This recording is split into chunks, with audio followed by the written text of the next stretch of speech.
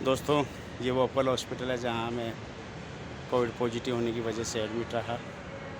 भगवान का शुक्र है कि सकारात्मक सोच और खुशियों की वजह से, आप सभी लोगों की दुआओं की वजह से, आशीर्वाद की वजह से, स्नेह की वजह से, और सबसे अहमियत कि खुश रहना है तो गुनगुनाना है।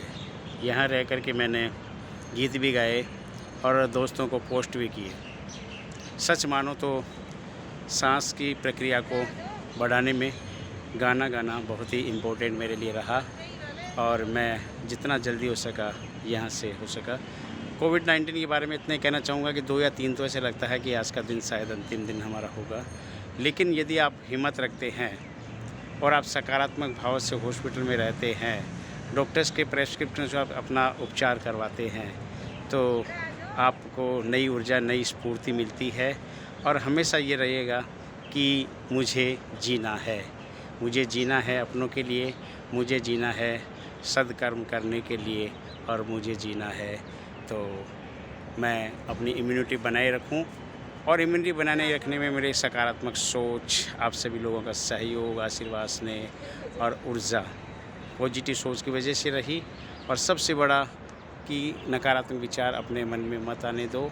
साथ ही मैं निवेदन ये करना चाहूँगा कि मुझे एक शोध मिला था जिसमें कहा गया था कि यदि आपको टाइम पास करना है, आपको स्वस्थ रहना है तो आपको गुनगुनाना है। इसीलिए मैंने, अब ताज्जुब करोगे कि हॉस्पिटल में रहते हुए लगभग हर दिन 2 गाने गा कर के पोस्ट भी किए और उनसे मुझे नई ऊर्जा मिली, नई स्फूर्ति मिली और श्वास लेने की प्रक्रिया में भी मुझे काफ़ी महसूस अच्छा हुआ। योगा भी मैंने वहाँ अनवर चालू का, अनुलोम विलोम, कपालभाति और भ्रामरी, ये तीनों वहाँ पे मैंने रखे डाइट प्लान।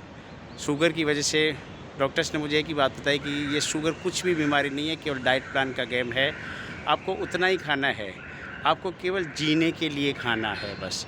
और उसमें मैं सभी लोगों से एक ही निवेदन करना चाहूँगा कि कोविड-19 कोई विशेष बीमारी नहीं है। हाँ, यदि आपने इसको ज़रूरत से ज़्यादा ये कहा कि नहीं हम बीमार हैं, अब क्या होगा, क्या नहीं होगा, कुछ नहीं। अपने सद्कर्मों को ध्यान रखो, विश्वास रखो भगवान पे, क्योंकि there is a stone in a temple, we believe in that stone so that is God. और हमेशा याद रखिएगा कि ज़िंदगी में न कोई अपना है और न कोई पराया है, अपने अपने होते हैं अपने सिद्धांत। और कहा भी दोस्तों बहुत ही अच्छा है कि कौन किसके करीब होता है, नसीब सबका अपना अपना होता है। याद करता है जब भी कोई अपना दर्द दिल के करीब होता है। सभी लोगों ने मुझे दुआएं दी, सभी लोगों ने मुझे हालचाल पूछे, मैं उनका शुक्रिया अदा करता हूं।